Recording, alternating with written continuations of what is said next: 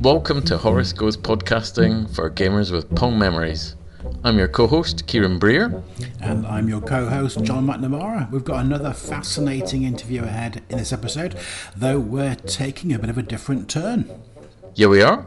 Our previous guests have been on the older end of the spectrum, but we don't want to be too narrow in the folks we talk to about their gaming interests, how it features in their lives, and how they've been balancing their gaming hobby with the other roles and responsibilities of life. This episode's guest is a bit younger, he's chuckling about that, and brings a different perspective. He is another industry professional, a mere 10 years into his career.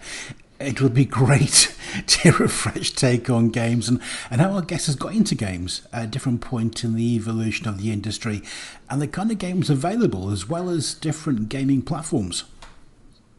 Yeah, well, a lot of our guests have been in the games industry. It is by no means the case that that's our sole focus for guests. We're always on the lookout for any keen gamers to come and talk about their hobby and their views on how games represent them and how they fit them into their lives and just how games work for them. We'd definitely like to hear from any willing participants, living or dead. If you can make that happen, that'd be great. So long as you can talk, we don't mind. In this episode, we are talking to Luke Hale, Head of Production Services at Frontier Developments. He's giving you all away. Many of you will know Frontier for huge games like Elite Dangerous, which I couldn't get my head around the flight controls at all, or the combat. Planet Coaster, F1 Manager, many others as well. Luke's team support many of the games in development, and he's a really busy guy. So we really appreciate him spending his time with us. And long ago, Kieran hired Luke to his first role in the games industry at Stainless Games. And yeah, I'm so sorry about that, Luke. It's one of those things. Yeah, it's one of those things, but given time, nobody will think worse of it for you. That's all. You're fine. It's probably tough working for me. So welcome to Horace, Luke. It's great to catch up with you again. Yeah, thanks for having me. Great to be here. I'm really excited to get talking about some games for a bit. Talk about games. You probably don't do that at work all day long. Well, you'd be surprised. Not enough. Good to take a break in the evening and do something a bit different, isn't it, I imagine? Yeah, absolutely. Well, the first question I was going to ask, Luke, was our Desert Island game question. Now, I still will ask it first. I've got another question I'll slip in later on. So if you were alone on a desert island and you had one game to play and also weirdly access to power, TV screen, the internet, but aren't using any of those things to to escape, what game would you want to play? Yeah, well, I mean, it would have to be Football Manager. Honestly, if you've got things booked in right now, I'll head off after the podcast, and yeah, I wouldn't be planning to call for help, to be honest. That sounds like a lovely little escape to get away. So send some team from non-league to Champions League, no distractions. I can use the excuse of I was trapped on an island. What do you want me to do? Going to win the World Cup. Yeah, exactly. Had to get something done. Didn't want to be wasteful with my time. Yeah, Football Manager. Don't ask me to pick a specific one. And what got you into that sort of thing, Luke? It's just kind of always been around. I can't really remember where it kind of came from. I've been playing them since I think as a kid. I played some of the kind of similar games on console, the Total Club Manager, the LMA Manager, these kind of games. Got into Championship Manager as it was at the time. Once I started playing games on a laptop and on a PC, and I don't know, it's been a long time. Once you start with Football Manager, there's no going back. There's no thinking about where it came slippery from. slope. Not. Yeah, that's get life at that point. It is. I've just finished the first season of playing it again, and Nice. won League One with Oxford United. Excellent. Champions. Nice. I've not to flex, but I've just won the Champions League with Notts County. So. Oh wow! Wow! I've got a bit of time on my hands. Sometimes. Well, actually, I don't. But when you get those Squeeze extra 5 minutes, I know where I'm wasting it. Yeah. What settings do you have in the game? I'm an extended highlights guy. Yeah, extended highlights. I like to see the bits and pieces. The only time I go full is if nothing's happened for a little while. I need to see what's going on. Get the vibes. Yeah, exactly. But no, for the most part, just see those chances happening, see those key passes. Make sure I'm getting making sure I'm seeing those stats in real time. That's the way. Yes. Yeah, I've just gone. Well, the version I'm playing at the moment is 2024, and I was playing 2019 before, and it feels like you have a lot less access to the amount of stats you can stick on the screen during the matches. But maybe that's just me not finding it. But it seems like there's a lot less. Yeah, there's still quite a lot, but it's all widget based now. So you have to bring in the specific widget that's got the right stats within it. I mean, that's going to change from what I understand for 2026 with the new Unity version. I imagine that's going to look way different, but we'll see. We'll see. No, I've not had any spoilers just yet. Yeah, looking forward to see what the big rebuild brings. I hope it's worth the delay. Yeah. Well, Luke, I do have a bone to pick with you, Luke, I'm afraid. Oh, no. And it's linked to this question about what is your favourite genre and what got you into it, Luke. So is it Football Manager, Luke? And why is it not Elite Dangerous? It's not Football Manager. My favourite genre is somewhere between RTS and city building.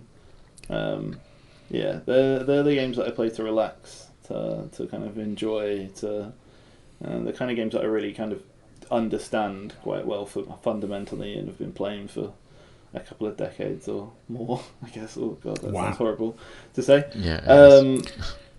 It's not Elite because I just I love the idea of a space game.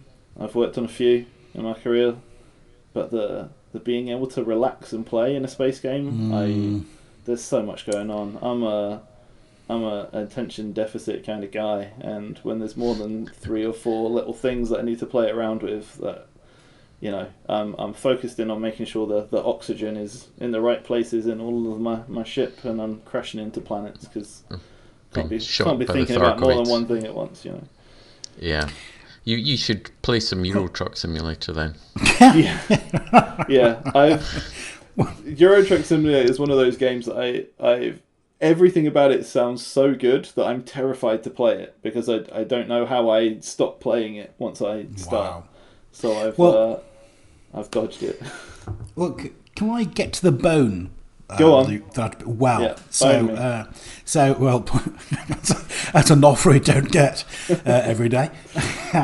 Well, so I've been playing Elite since the very beginning. My friend had the BBC. I played it on the Spectrum, which was actually pretty good. It was all right. The quality was very, very good. It's fantastic. And then I don't think Luke was born then, though. No, so we can't blame him for that. I wasn't going to mention that on the grounds and make me feel very old, but never mind. But then I got it on the Xbox, most recent one, and I thought, well, this is great. It was brilliant. First question, though, I would have to ask, and to settle a decade-long dispute between me and Kieran, is the planet called Lave or Larvae? Do you know what? That's a bit of an internal dispute also. I think we've got a meeting room with that name that's called something different every time. I dodge it, honestly, to not have to say it. Right. I just give it the number instead. An honest answer. An honest answer. I can pick a favourite of the two if you want. Does that settle the debate? Yeah. As long as it's Larvae, that'll be fine, Luke. Oh, it was actually going to be that one. Yes, I feel like I've decided with the question taken now, but yeah. Good man. Yeah, good man. It's more interesting. Yeah, it's a better name. I think I always flip flop between the two and just never decided. Was it lave or lave? It's got to be larvae. But the other thing, Luke, and here comes the bony bit. When I got it, and it's a complex game to play. It's it's really rewarding when you do.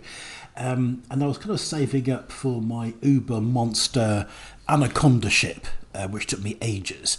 And then I found a little route, which is, I can't remember what system it was in, but I had a planet, and I could nip down the planet, it wasn't very far away, pick up 3 or 4 million, go back into my my space station, and life was great.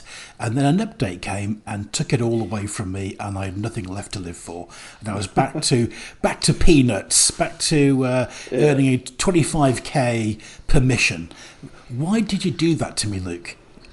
It's funny. Why wouldn't we do that?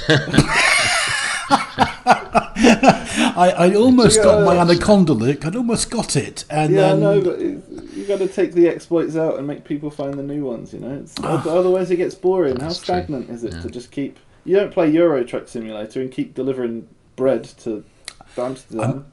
I might. Okay. I don't know. I haven't played it. Export cheese out to Swindon. I love a good exploit. But I tell you what, I on the opposite end, I tell you what I really loved about that game was the fact that communities grew up around it. And I remember there's one thing you could do if you were particularly dumb, which I did quite a lot, was run out of fuel in the middle of nowhere.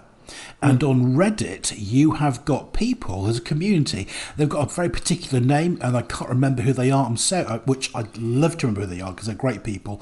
And they just watch Reddit for someone to say, I've run out of fuel, and they'll come and get you, and they'll refuel your ship. REC. And they'll rescue you for nothing. And I'm like, what a wonderful bunch of people they are, and I can't remember who they are, which is a bit damning.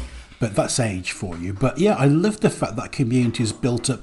It wasn't an integral part of the game.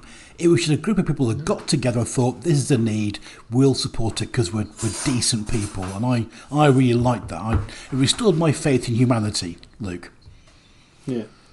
Oh, that's nice. It's really good when you kind of get these positive sides of communities, because we get far too often you hear more about the not so positive of all kinds of games, right? So yeah, anything nice going on like that, it's always good to celebrate.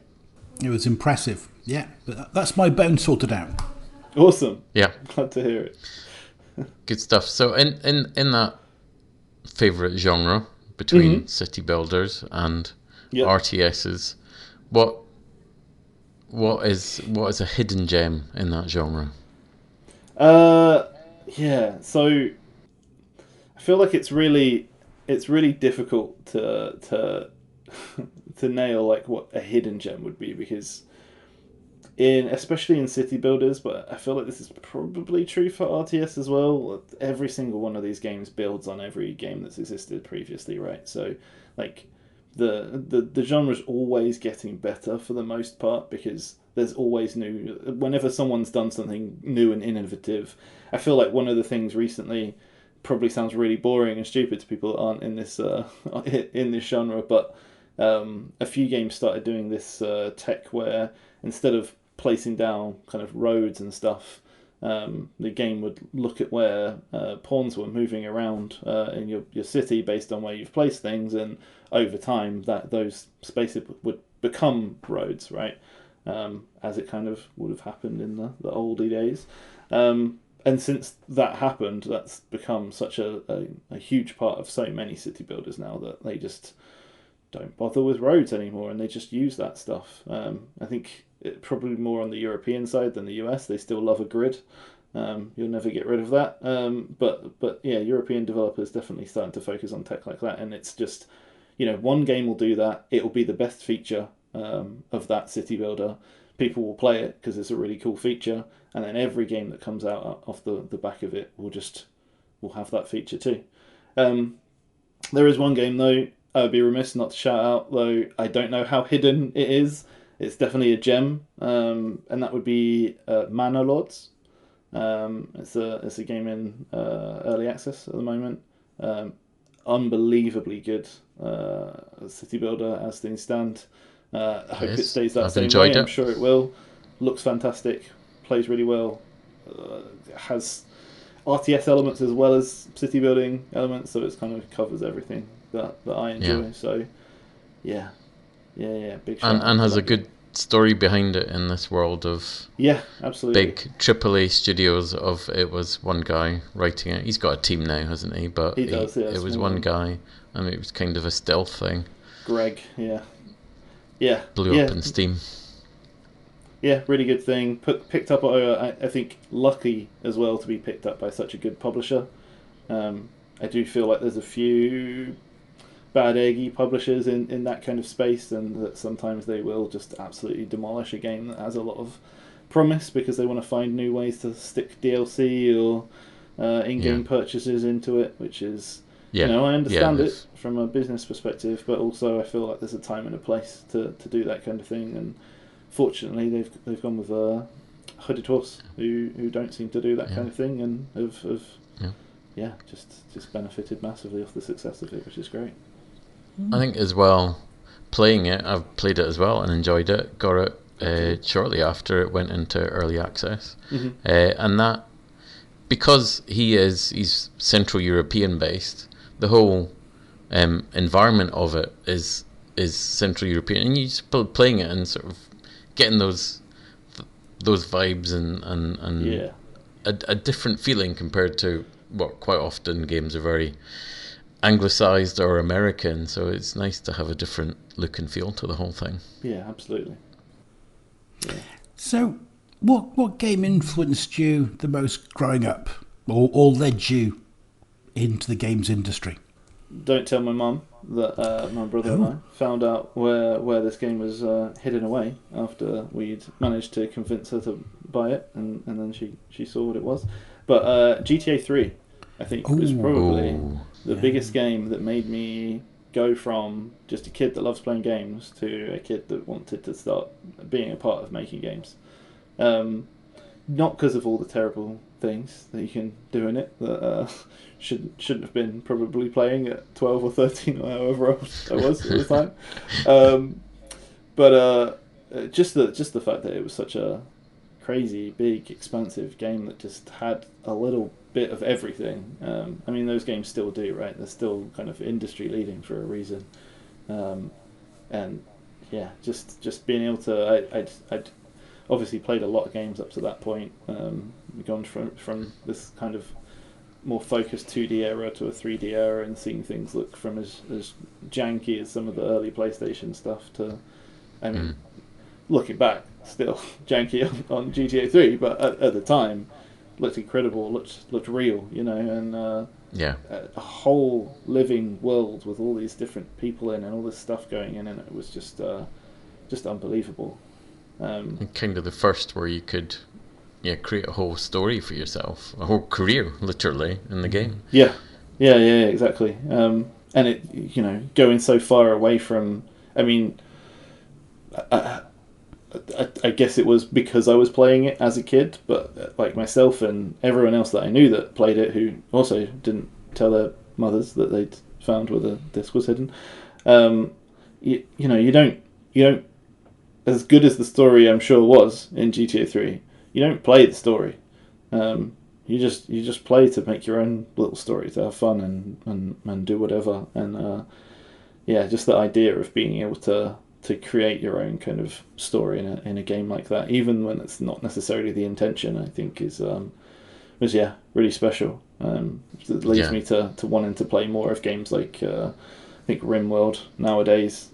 It's almost like a story generator, right? Which is super fun for that kind of thing. And as a kid, also playing the Sims was a similar kind of experience. I think that was the first one on PC where I was like, oh, it's another big world where I'm just making up a story as I go along and figuring things out and but the copying thing with down Sims, sheets.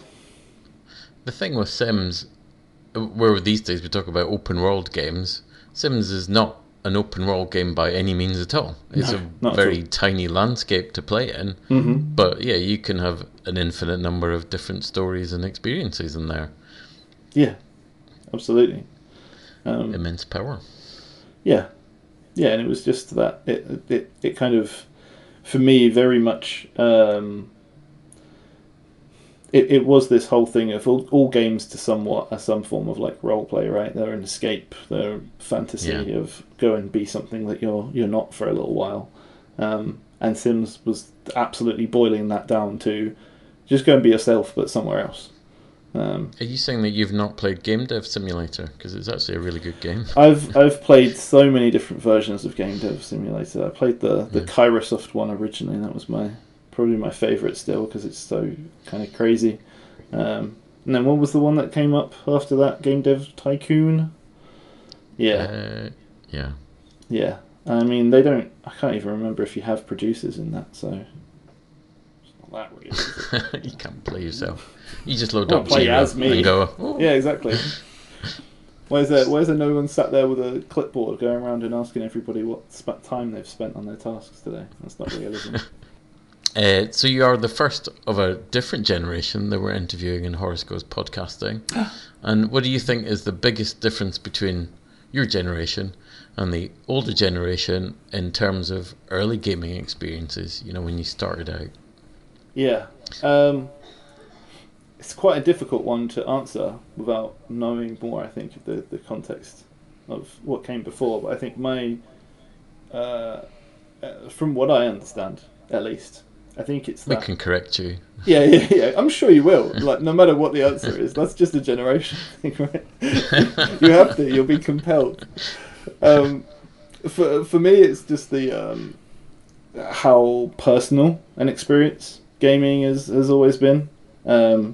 So I had to do a little bit of research to remind myself of some dates and ages for this thing. But my first like proper console that was like mine, I think, rather than it being like someone else's or someone's that I could borrow or whatever, was a Game Boy Color, which I would have had at like age 7 or 8, not long after it had come out. And I think the idea of that kind of thing being, it's very much focused on you. It's very much you're holding it. You go where you go. You play it like that. It's kind of the thing that led on, I think, to mobile gaming for my kind of generation, because it had always been you're holding your games in your hand, and that's just kind of where you're used to having them. At least as kind of playing more casually. I think that's probably the thing that feels a little bit different from what I understand being different to, when arcades were more of a thing and it was more of a social experience, and when consoles just weren't handheld, so it was probably more of a living room experience for the most part.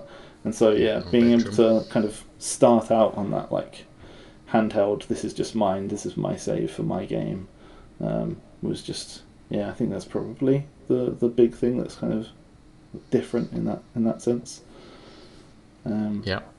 But go on, correct me. It's an interesting. What did I get wrong? No. What's your experience? So. Yeah. So your experience is wrong. Can't invalidate that. No, it's not wrong. It's yours. It's your personal experience. No, I think that's a really good point. That mobility. When we started, you were chained to whatever television there was in the house, and there might only be one television in the house back in them days. And you were also fighting, of course, to get that, and it not be whatever was on the telly that people wanted to watch. So you're competing for the screen time, and then waiting 5-10 minutes for the game to load up. So not quite so drop-in experience. No, it's an off-the-wall question, but Luke, do you think gaming's become more social now? I mean, I guess I want to say yes, because of the internet access that you have. You play with people, but I remember, there is a question, and Luke, you will get to answer it in a bit, but I'm going to offer a mad rant first. But I remember when internet gaming on consoles first appeared with that original, say, Star Wars Battlefront, and people would talk to each other in a fairly sensible way, and then that kind of just stopped. or it just became a wall of noise. But what do you think about it? Because I'm old and I shake my fist angrily at people all the time. These young people. Exactly, these youth today. He stares into the screen. But about yourself, Luke, what do you think? Has it become more sociable, less sociable, or social even? Yeah, it's definitely become more. Especially, I feel like with every younger generation, it becomes more and more sociable. Because even now, these young kids that will go on and play Fortnite with a bunch of random strangers or whatever, like the idea of doing that now, or even when I was a kid, would freak me out way too much to ever want to be involved. But I did play multiplayer games when I was a kid. It was mostly, though, PC online games, kind of text-based stuff, and it would be you kind of get to know people in those that are playing those games, but there's no kind of voice chat. It's only ever messages at the absolute most. And I guess it was kind of I guess we had stuff like Habbo Hotel as well when I was a kid, of just like these online spaces aimed at kind of kids and young people specifically. But yeah, you had all these places that were kind of like, they were almost more of a social place than they were a game. And I think that got a lot of people into kind of that style of playing and being more comfortable with other people being around and experiencing those games with them. I feel like I'm still in the, I don't know whether it's my generation or me personally, but I would still almost always pick a single player game over playing multiplayer. I enjoy playing multiplayer games with friends. When it comes to playing multiplayer games with strangers, just them existing there is annoying to me. So if I can hear their voice too, I'm out. That's that's not my jam. But yeah, talked about that I think quite a lot with Terry, and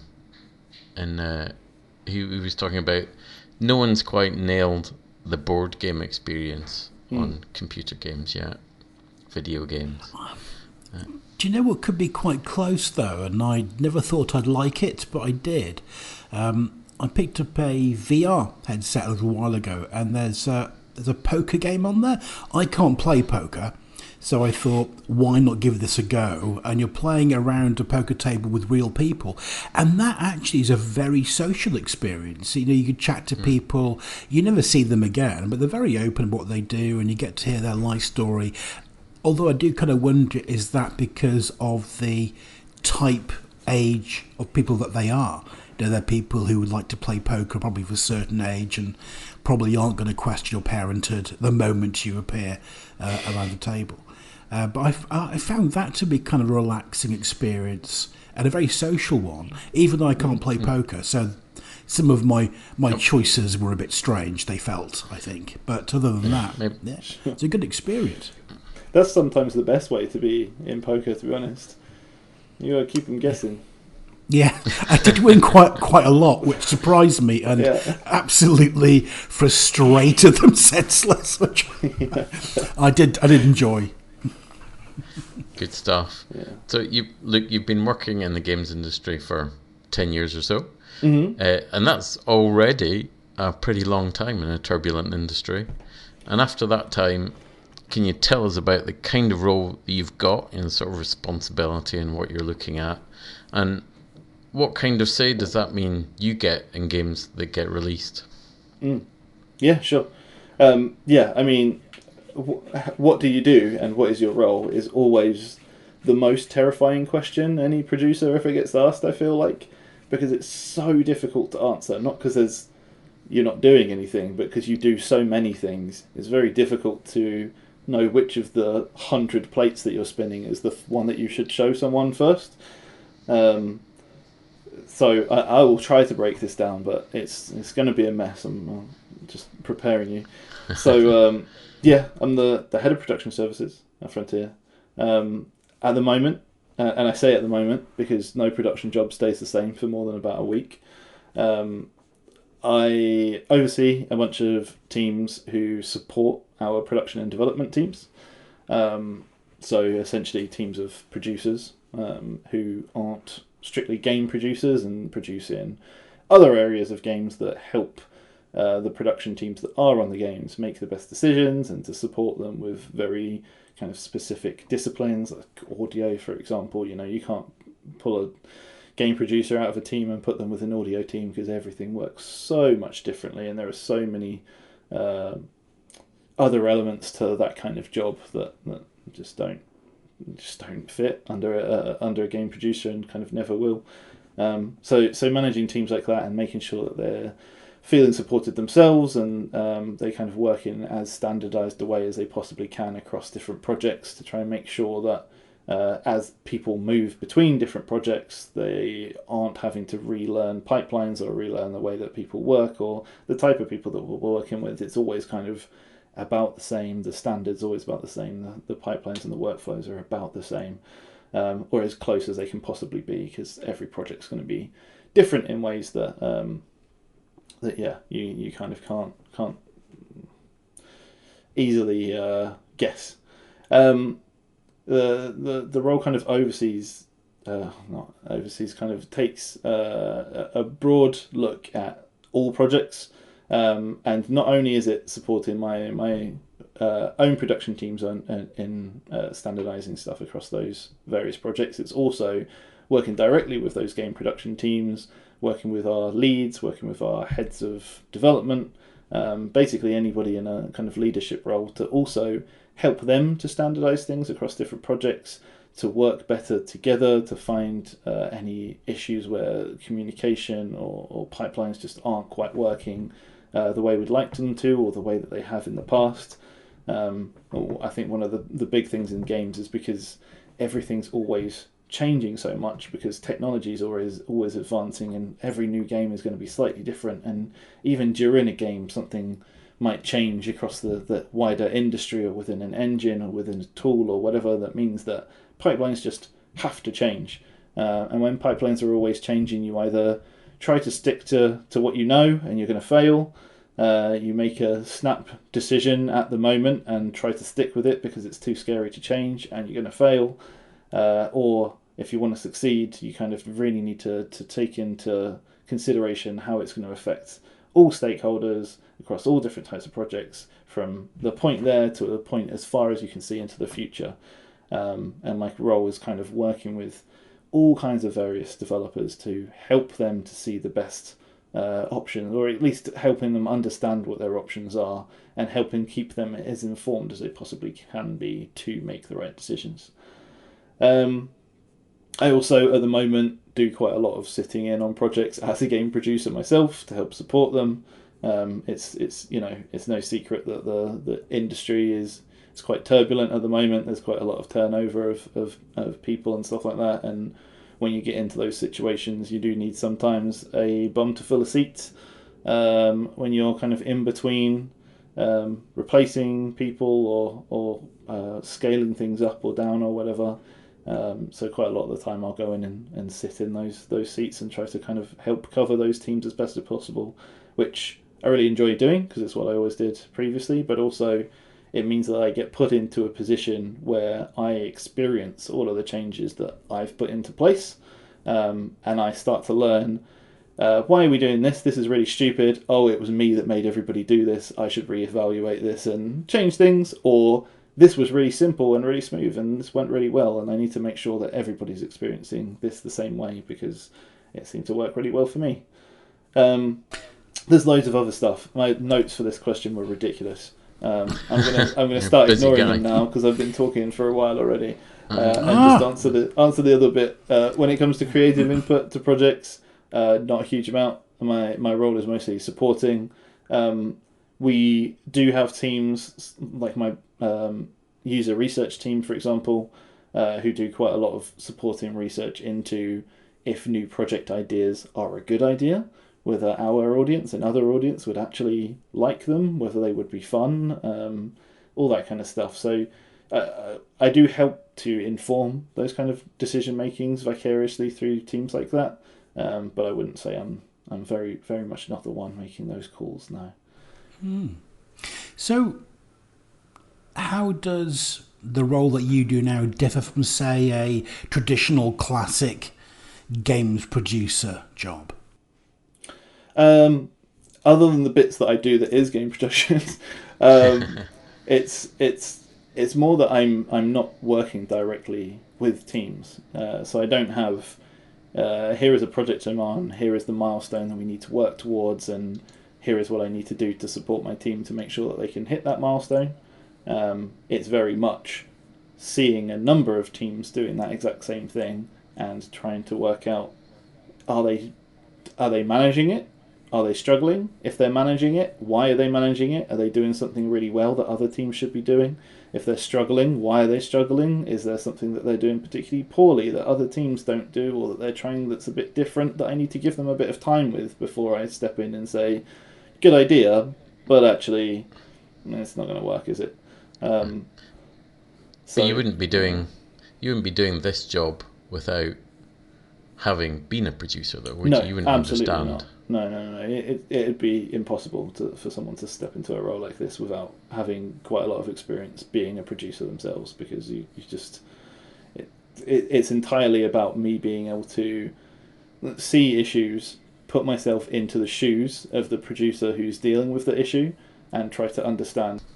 So for your generation, what's different now starting out in the games industry compared to the OGs in the 80s and 90s? What's different again now for students starting in the games industry compared to you 10 years ago? A whole bunch of stuff. I think this isn't the most important one, but I think the one that stands out most is how, and maybe this is slightly changing a little bit now, but hasn't been for the last 5 years or so. That so many new students coming into the industry were working remotely immediately because of having to, because of COVID. And the amount that has set back a lot of graduates is kind of staggering. It's always going to, having to work remotely immediately and never having that time to sort of cut your teeth on the shop floor is massive. It's not that it's not doable and that people won't learn those skills, but there is so much that people, oh my god, I've forgotten the word that I was going to use. Maybe someone will absorb pick it in, but yeah, when you're kind of learning from the people around you, sometimes without even realizing that you're doing so. It's going to really bug me. That word's going to pop into my head in like 5 minutes and I want to go back. But yeah, you're kind of, there's so much that you pick up, especially in production. I'll always say for production, if you start remote or whatever, that you're never gonna. Oh, I guess you're never gonna quite get to that point until you have worked in an office. And I think this is one of the reasons why things are so different skill set wise between like game producers and then like kind of co-dev and publishing producers who work outside of like directly with game teams. There's one level of just the kind of core skill of knowing how a game's made and what a team should be doing and how to motivate people and all that kind of stuff. But then there's this whole different enormous skill set of how to behave around people and how to really get the best out of people and to make the best product with people, which I just don't think is really possible working or learning the skills fully remotely. I absolutely do believe that you can make the best world-beating games within a fully remote team, but with a big asterisk next to it saying everybody that's part of the team has worked in an office for a few years before working on this project. I also think it's difficult for them where they're maybe starting to level up at this point, especially any who started right at the start of COVID. They're probably, if things have gone well, they're maybe at a kind of mid-level by this point, but with a big gap in experience that, from what I've seen all over the industry, not just with Frontier, that they feel like someone with a big gap of skill, because they, even when they start to come into an office, if you've got that confidence level of being a little bit more senior at that point, without maybe having the experience that would usually kind of get you to that point, the more well-rounded experience. It's much more difficult to pick up that kind of thing because you're not as intently kind of learning, right? When you're new to a role, you're new to a job, a lot of your focus is going to be what's going on around me and how are other people dealing with things and what can I learn from them. And as you become more senior, you become a lot more focused on yourself, right? Yeah. I know what I'm doing. What do I need to be doing next? What is coming up on the horizon that I need to be prepared for? Because you can think about the future rather than thinking about the present. And that's, that worries me for younger generation, honestly. And it just doesn't need to be there. But for me, the most important difference, especially for my generation, maybe compared to previous generations, is atmospheric with game studios. I definitely think, especially in larger studios, things have become a lot more corporate over time. I know from friends' experiences who are a little bit older than me that, even if you went to a big studio back in the day, it was still a game studio. There was still a bunch of people in t-shirts shooting Nerf guns at each other and having a good time and working and producing some excellent, incredible games that we still go back to play now. So it's not like they weren't doing a great job, but they were able to do it in the kind of classic way that you would maybe imagine a game studio to be, and the way that I think a lot of people assume that kind of thing is now. But nowadays, you go into a studio and it's a lot less like that, especially at the bigger end, and sometimes even at the smaller ends. It's a lot more business focused. How are we getting the most out of the hours that this person is working? How are we, really focusing on creating a product rather than a game? Yeah. And it's obviously that way because of investment, and it's investment that's kept us in jobs. So great, thank you. But it's also made it kind of horrible. And I just see that kind of getting more and more like that as time goes by. I always hear that this is the year of the indies, and the indies are all going to pop up and be just like game studios again. But let's be honest, that's going to be true every year from forever at this point. Because sure, they exist and they could be fun, and you could do the survivor's bias of pointing at one studio and being like, look, that's exactly what you're describing. They're exactly fun and they've made good games and blah, blah, blah, blah, blah. And you're pointing at one of 1,000 indie studios that started up at that point, and they're the one that survived. But then for every Ed Sheeran or Taylor Swift, there are thousands and thousands of failed singer-songwriters as well. Luke, what do you see as the next generation of games developers and creators being inspired by? This is quite a difficult one. I do talk to quite a lot of younger game developers, graduates, all that kind of stuff, quite regularly. And I do think, and this kind of calls back to what we've just discussed, that I think there's a lot of inspiration that comes from, they've got these incredible tools at their hands now from day one that make things possible to be able to create their own game by themselves if they choose to. If they've got any amount of skill in any discipline, there are ways to, I don't want to use the word circumvent, but essentially get around the fact that they don't need the skills in other areas to be able to put a game together. Yeah, exactly. You can't make models. There's Turbo Squid. You can't code. There's blueprints. There's an answer to every possible question, and everyone is capable, which makes it more difficult to stand out as being good at what you do. But it does mean that a lot of the inspiration comes from I, as an individual, want to make this experience that I think will be really good. And it's often very story driven. It's often very designed in a bit of a silo or an echo chamber at times. And it's difficult. I also think that they will see the fact that it's not the most difficult thing now to get a game up on Steam. For example, when I was coming up, getting a game onto Steam was an incredible achievement if you could manage it. We had, I think, when I was a student, it was when Steam Greenlight existed, which was slightly more difficult than it is now, but there was still a process of this. Yeah, you can just throw a game up if you want, but it does need to pass through this thing and get X number of wish lists or whatever for it to go up. And before Greenlight, there was nothing really. You just had to follow the same path that any game would have to go through, no matter whether it was made by just you or 1,000 other people, you know. So I think I have these worries that younger generations, they're seeing how everything's becoming so much easier and get inspired by the fact that anybody can do it. But again, they miss this survivor's bias of I always refer to it as you never hear about losses from a gambler, right?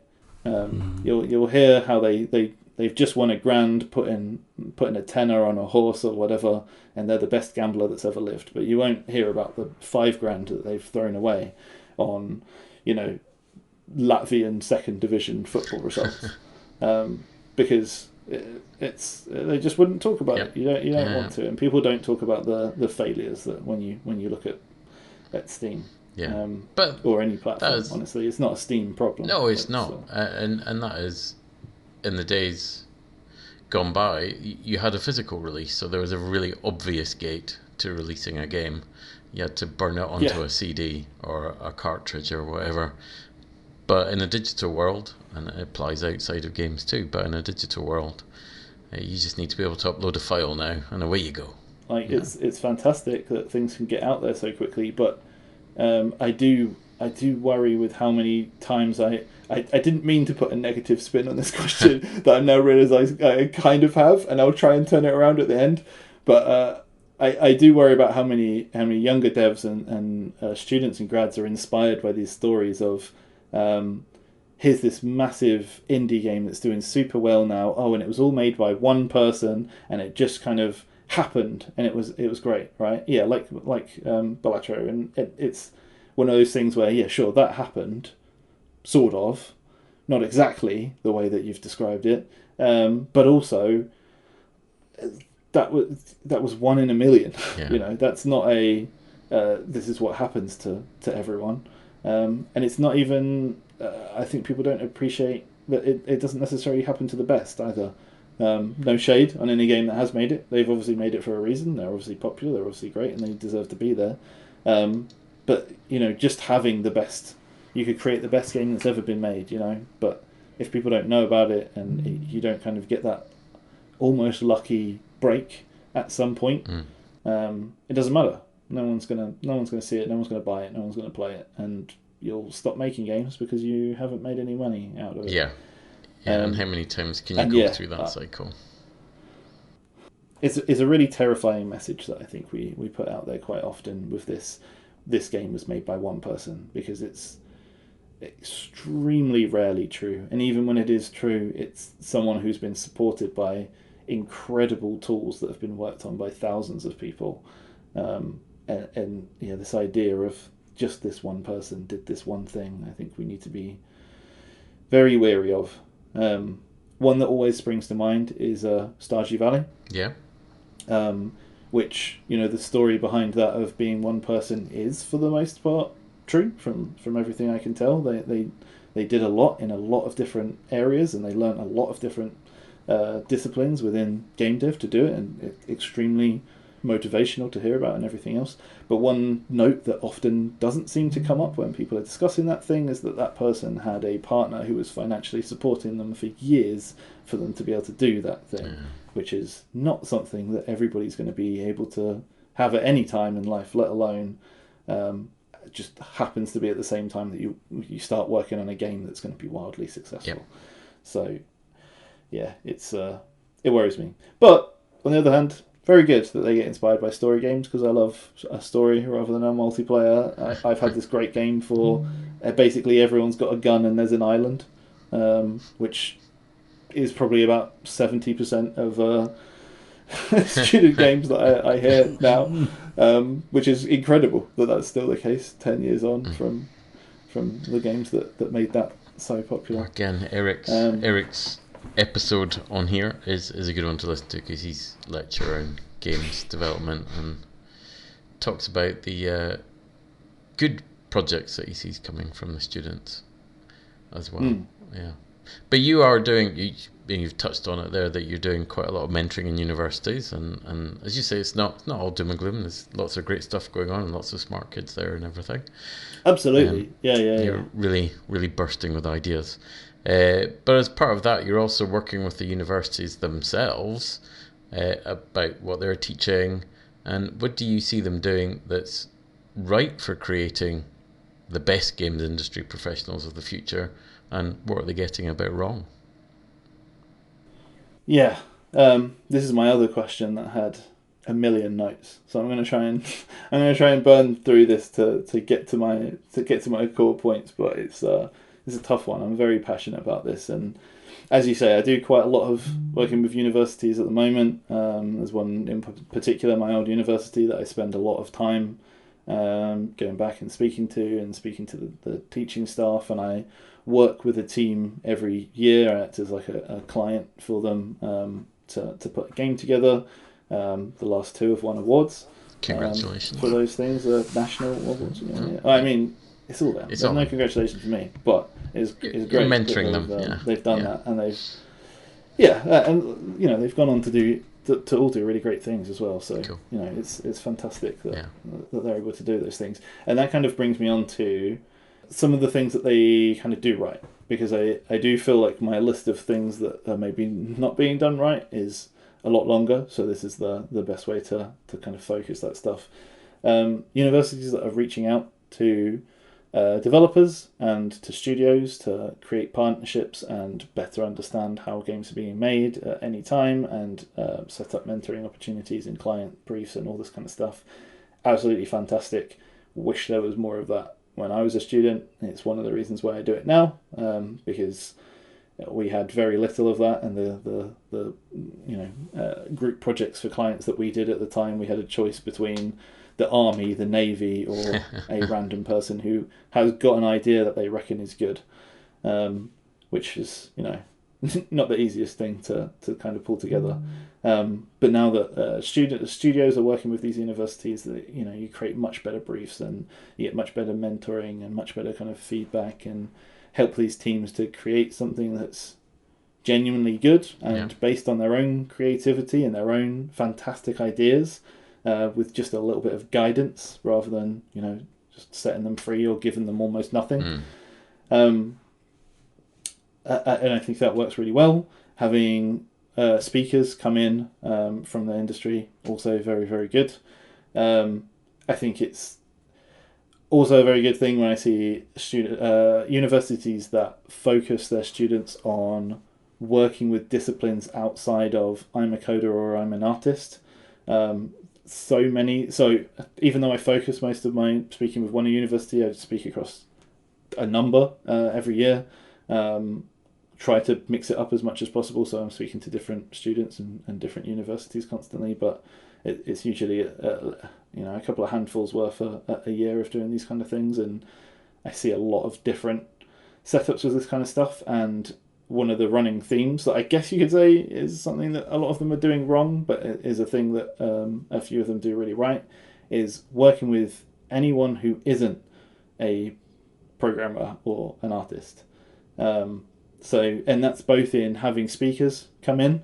I always encourage friends from kind of audio departments to come in and speak to students about what they do, because even if there are no students in there that want to do audio, it's important really big, for them to understand. Audio is arguably like a third of any video game. It's such an important part, and if you don't have it, it's so brutally clear immediately, and if it's bad, it's even more clear.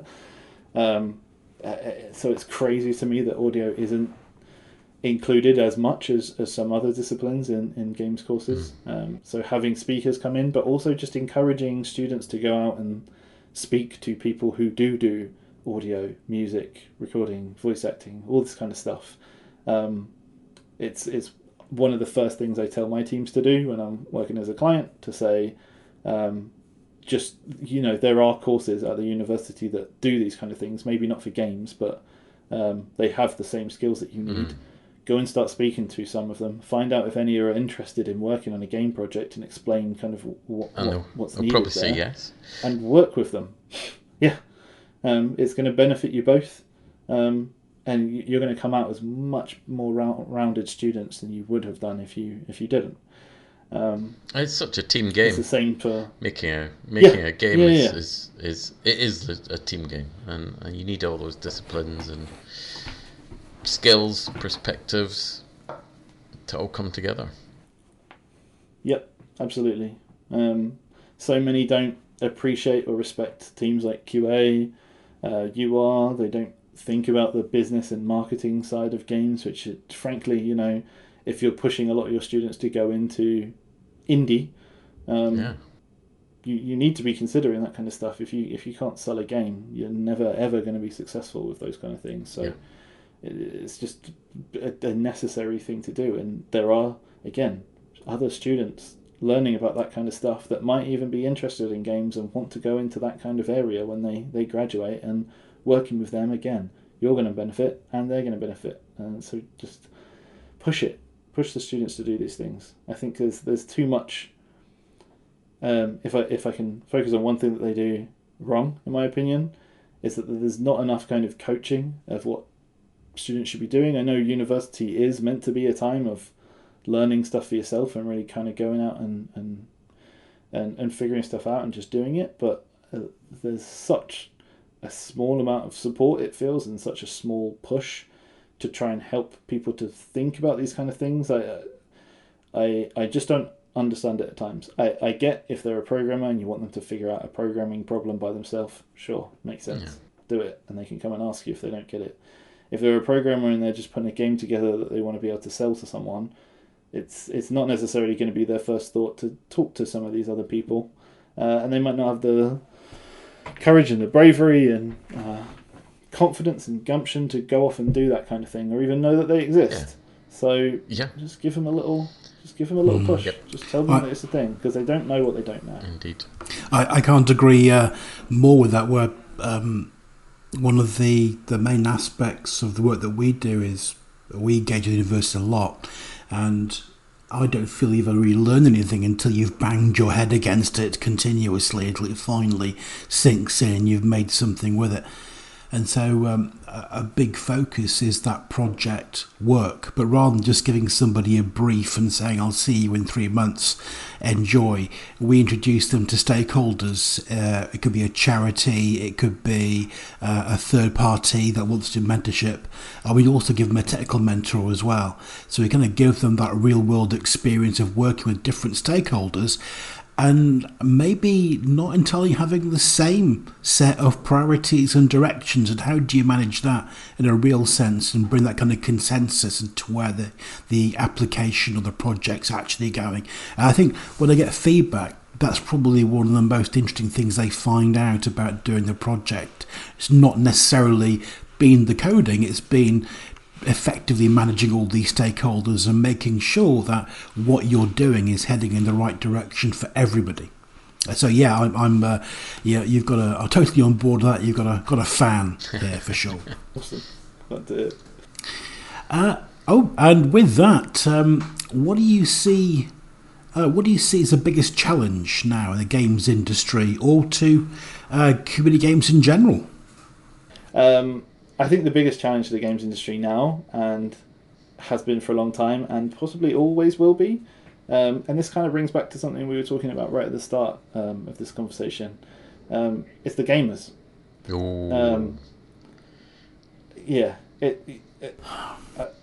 I just want people to play nice, and that seems to be more of a challenge year on year, constantly. Especially, again, with tools that make game development so much easier, you get to the point where your audience isn't just your audience anymore. They're also backseat developers. They've got an idea of how they think everything works. They've got this instinct that everything's against them, that certain things are evil, or they're being scammed, or all this kind of stuff. And, speaking as a gamer myself, and as we all are for the most part of people who work in games, we're part of this same crowd, and it's quite difficult to be part of that crowd sometimes when they start coming up with things that are quite that in their mind not controversial, but for us very, very much are, and it kind of sucks, and it's very difficult to deal with game on game. I was making some got really into this when I was writing my notes, because I wouldn't say I got furious about a few things, but some stuff just it always kind of gets to me. So I picked out some of the big discussions going on currently in the gamer space to kind of really focus on some of the things that I think are the biggest challenges. One is just the cost of games. One that's really important for me, and I've pulled together some data from a personal anecdote, was the earliest game that I can remember buying for myself as a kid. I think I was 8 or 9 years old. I bought a game called Digimon World. Pretty sick. Well, I say it's pretty sick. I enjoyed it. The Metacritic ratings for it were about a 4 out of 10. So not exactly universally loved, but at the time I thought it was quality. This is about 2001, I think, ish kind of time. This game came out. I was a big fan, but looking back, it was obviously quite a mediocre title. Didn't review particularly well. Had a bit of a cult following a bit later on, but it was middle of the road kind of game. Had an IP, maybe not the best kind of design with it, or whatever. We're talking mediocre game, small team, small budget. Still had the sticker on for the price at the time. Bought it from Asda, apparently. And it was 40 quid. Oof. That was 40 quid in 2001. Had to save up the pocket money for that one. But that was standard. Every game was that. PS1, every single game was that. Inflation puts that at £75 now. If you asked a gamer now to go and buy a 4 out of 10 critically reviewed game that was kind of mediocre and thrown together by a small team in a small amount of time with an IP slapped on top of it for £75, the visceral response you would get with that, I feel like, would probably shake you up quite a lot. Bad enough for the new Mario Kart world. Well, yeah, exactly. It's the pricing of games is crazy. Has been for a long time. I pulled that game out just for an anecdote, but that's not when games started to cost £40. No. They were costing that long before, and again, you set inflation against when games were first costing that amount of money. Now, I think they price around 95. So we back in the day we were paying a good amount of money for games that weren't even necessarily great, and that you couldn't get much of an idea of unless you managed to get a magazine with a demo disc in, right? There was no YouTube to go and watch an entire playthrough to decide whether you liked the look of a game or not. No YouTube. No huge shows to show you what it was like. So you're taking a bit of a gamble as well. But now the idea of games going up by an extra £5 or so, even though they're costing tens of millions to put together with enormous teams with technology that's pushing the boundaries of what's ever been possible even a year previously, people are furious, and that's and it needs to be kind of compared against a lot of people, but I mean people aren't too happy with how much it costs to go to the cinema these days, and part of the reason why streaming is big, obviously, but it will cost you £12+ a ticket to go and watch something for 2 hours. And for your 70 quid, if you're getting 10 hours of gaming out of it, 15 hours of gaming out of it, that's around about the same as what you've paid to go to the cinema. And you'd definitely be very disappointed with 70 quid in the game with only 15 hours of play out of it.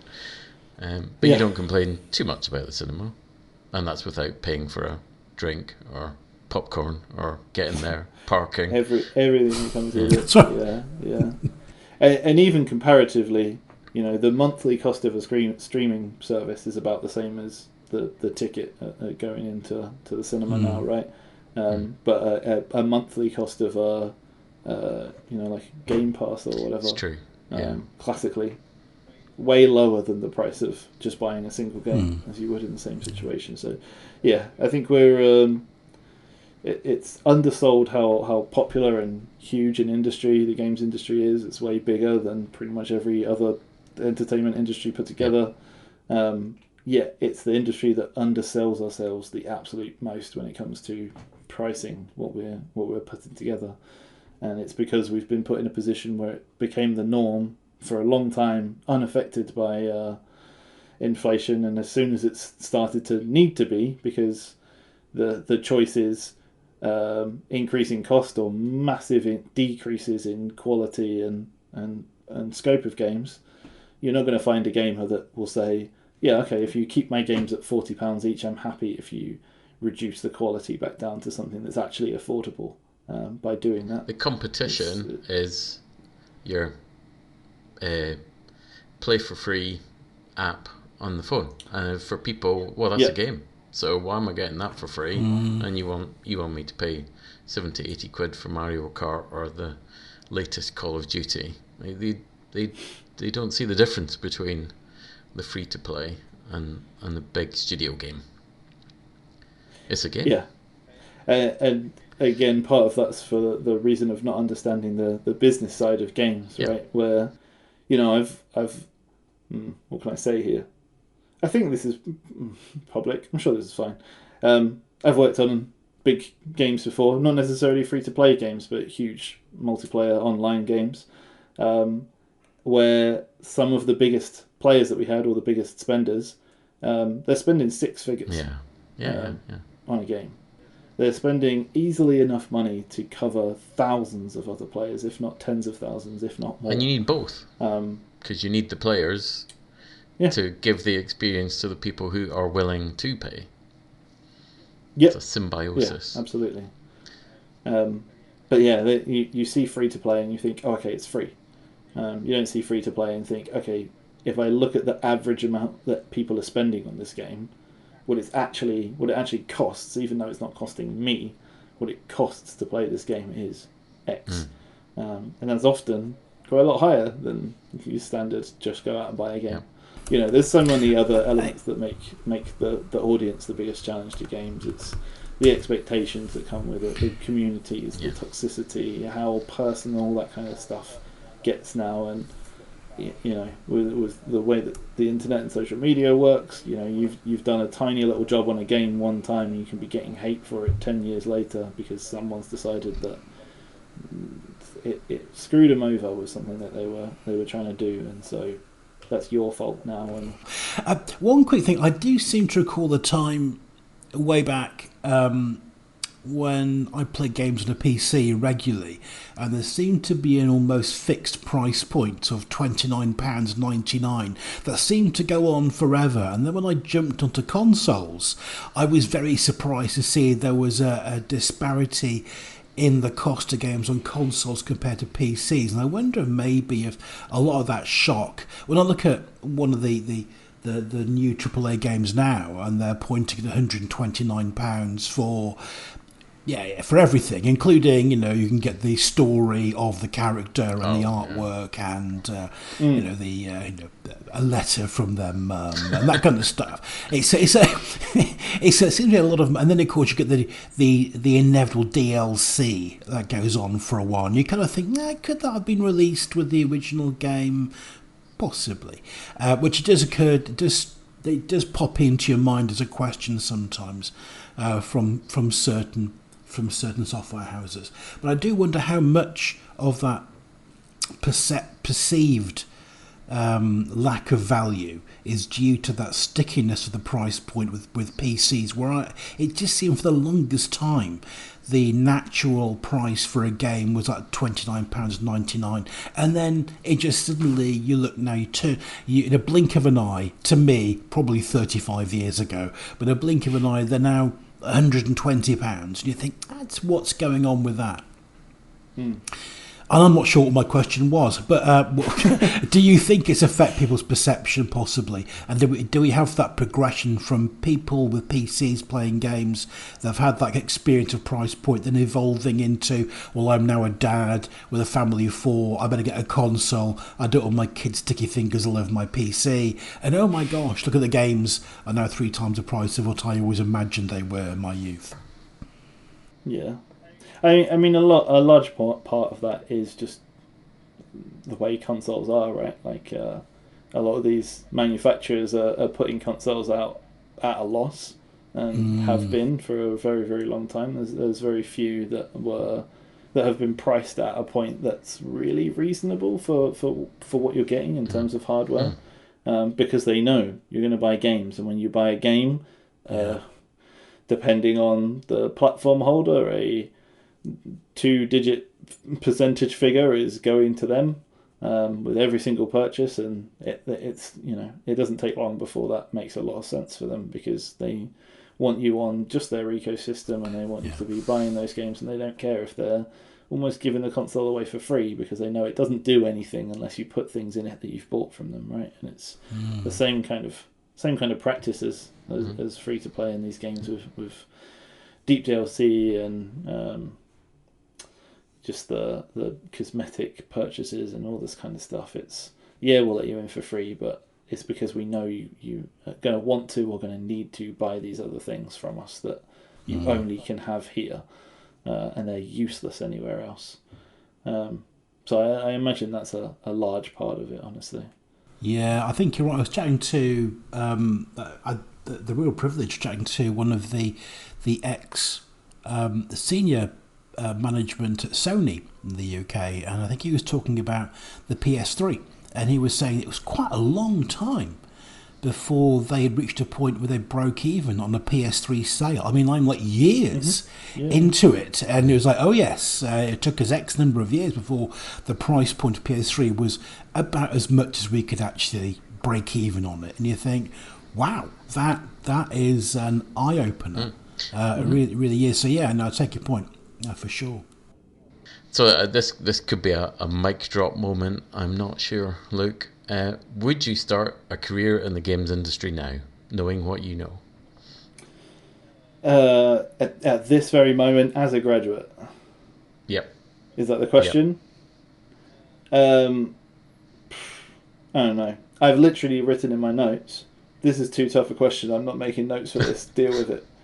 Which is a little note to myself, to just be a bit of a dick, which sometimes I do. It's really difficult.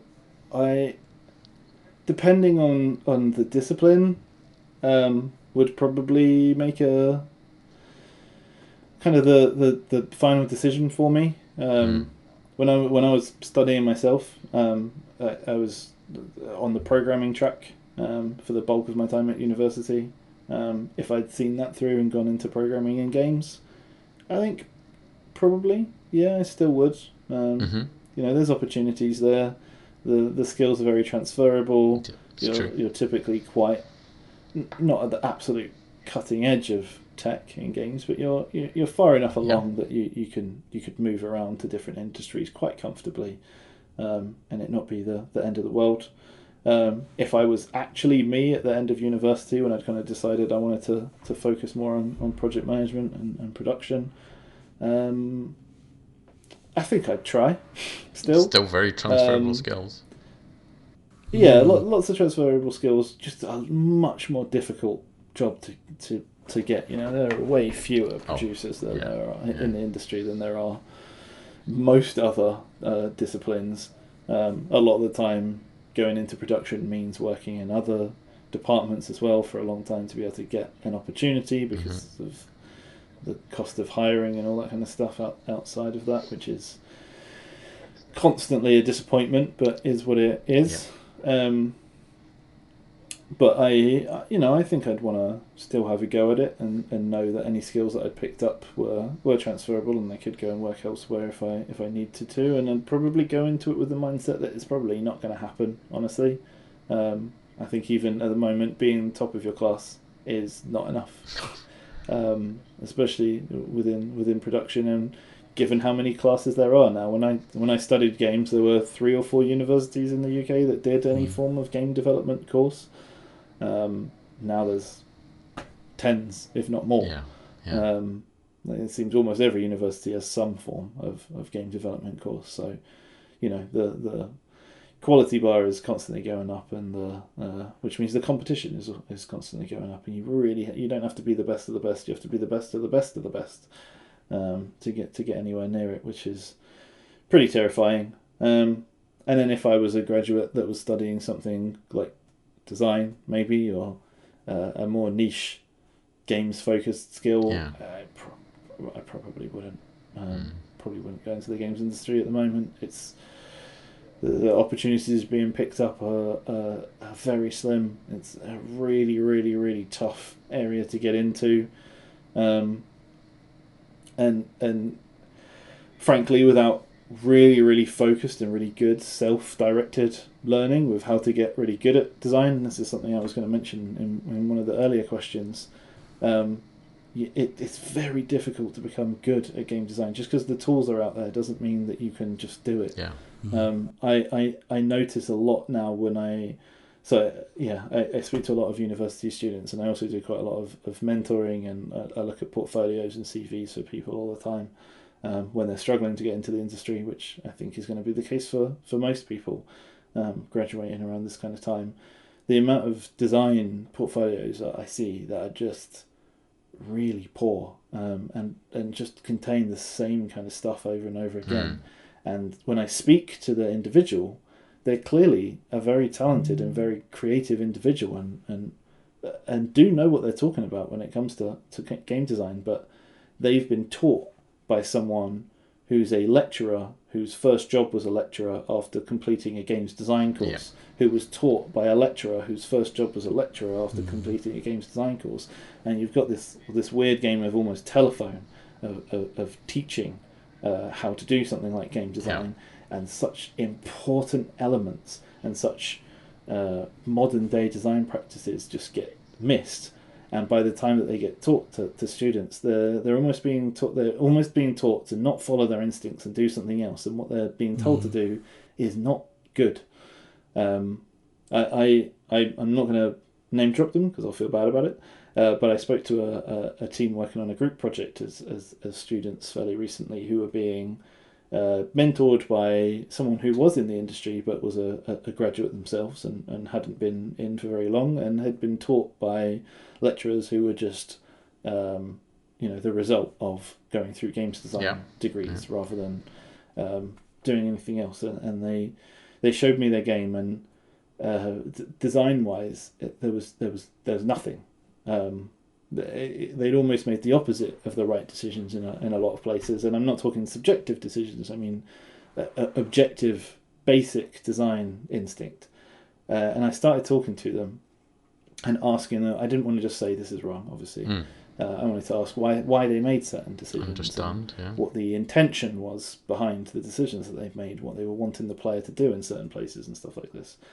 And from speaking to them, they immediately understood that what they were doing was not great, and they showed me, here's a demo that we put together before we started working on this like kind of tech demo, and some paper designs that we've made. Really good, fantastic stuff. They definitely knew what they were talking about. And I asked them, okay, how did we go from this to this? And they were like, oh, well, we had a lecture that told us not to do these things, and we had some feedback that told us that this was bad, and we got told that the implementation process of this would be too difficult over the time that we've got, and the scope of doing this thing was not there, and blah, blah, blah, blah, blah. And I think that last bit was one of the most important things. They'd basically been directed towards spend very, very little time on a million different things so that you can have a demo at the end that's got 100 different features. And I told them, that's the opposite. That's completely the wrong thing. Have 1 or 2 really good features. That's all you need. And spend all of your time making those as good as they possibly can be. And then evolve from there. You're only making a tech demo. It doesn't need to be finished. So get those right. Get those working together properly. Make them fun. and then progress. Don't try to do and yeah, I think unfortunately I was talking to them at a point in their project where there wasn't enough time to kind of swerve back fix again. that. But it did at least give me the opportunity to say, well, for your next project, maybe this is the way to go, because what you had here was really good, and you should focus on that. You shouldn't focus on, hey, we've got this idea to. One of the things was we want to randomize some features that can come in, and at any one time you'll have one of 3. And I said, why didn't you make that, one of 2 even, and just have 4 different features, and you've got a few different combinations, a decent number of combinations there. And they were trying to do, you've got one of 3 things, and there's 32 different options that can come in. No. I said, okay, right, well, if I was working with a team and had 2 years for them to put that together and work properly, I'd be freaking out that they didn't have enough time, and you had 3 months. So, it's... I think that's one of the biggest issues that I see. It's both the knowledge and experience of the discipline that they're teaching, but also the experience of actually putting games together and having stumbled across problems like that themselves that you don't when you're theorizing, because it doesn't happen, so you don't experience it. Yeah. And then they end up passing on these quite problematic lessons.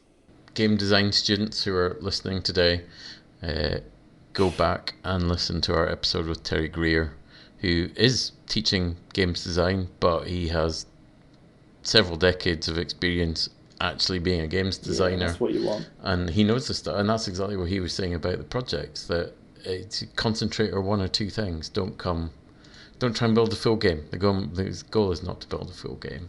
It's an interesting dynamic, isn't it, where you're potentially submitting a demo for academic marking, and what do you grade it on? That's the thing, isn't it? Yeah, because it's very hard to quantify, that's a really enjoyable game. It's really hard. There's no set formula that you can necessarily follow that at the other end of it will come a really great game that you'll play forever and ever. And I wonder if that's part of the struggle. It's that, okay, there's no formula, but we've got to grade you against some kind of formula because it's got to be standardised. And I wonder if that's part of the problem. Maybe we need a new way of measuring success. And it starts here. Revolution begins here, folks. Wow. That's a future episode, that is. But yeah, it's been a great conversation, I think, going through a new perspective on games, touching on a new generation, and we will have more in the future. As I say, we want to appeal to all sorts and hear many different stories. But it's been great chatting, Luke. Thanks for your precious time. Yeah. Thanks very much for having me. It's been great fun. Absolutely. I really enjoyed chatting with you. I now know who took away my anaconda in Elite, so it's you, Luke. It's you. Yep. But also as well, nightmares. But also as well, it's great to hear your perspectives on mentoring universe as well, because I think that's a really interesting point in terms of how do you make a game that's going to be successful and people are going to want to play it and get enjoyment out of it, fulfillment from it. And then on the other end of the coin, how do you grade it in a standardized way? That's a really interesting. That's a really interesting question. Yeah, I think it's worth me just taking on at the end that there are a couple of universities that have reached out to me before, and one that I work with regularly, who have asked me not for talks and stuff like that, but to take a look at their units, especially around production, because this is what I do, to say, this is what we're teaching. Is this correct? Are we teaching the right tools? Are we teaching the right methodology? Are we... Here is a piece of work that we give to our students to say, these are some of the things that you might do as a producer. Is that correct? Is that still correct? Is there anything that you could add to it? And having industry professionals come in and help tweak some of it. Again, it's informative rather than letting them, just make changes or whatever. But it's making sure that what's being taught is actually, what should be taught. Yeah. because that doesn't seem to happen often enough, and that will help with that marking criteria, I think, because you will have industry professionals say, no, you've said that you're grading based on how good a game is or whatever, but what you should be grading on is, did they do this? Did they hit that? Did they? Yeah. There are things that they'll be able to say, this is what I would think of as success if I gave this job to someone in my team. And, that's not always going to be possible, but if you can make that match up with what a unit's kind of being graded against, then you're going to give a much more realistic experience to that student as what they've experienced in the workplace. That's a really interesting thought, and I kind of wonder as well. Obviously, there's no formula that you follow, and then you crank out a AAA award-winning game. But maybe there are behaviours that you can follow, which are proper behaviours, that professional behaviours that will increase the likelihood of creating those sorts of games, and that's part of that. That's part of that coaching and mentorship. No, thank you. I found it absolutely riveting. Thank you very much. Yeah. Thanks for having me. Yeah, and a great point. Games are value for money too. Very important. And we've got... Games are so cheap. We've got more guests coming up soon. We hope you've enjoyed our chat with Luke in this episode as well, and we're raring to give you more. We've got 2 more guests waiting in the wings, and there's always room for more. If you'd like to come on and sit in the chair like Luke today and have me blame you for my own game failings, you're very welcome. Do get in contact with us. You can contact us on Facebook through the Horace Goes Podcasting page, or DM us on Instagram via the Horace Goes Podcasting account. Can't wait to hear from you. Thanks again, Luke, for joining us today. Goodbye, listeners.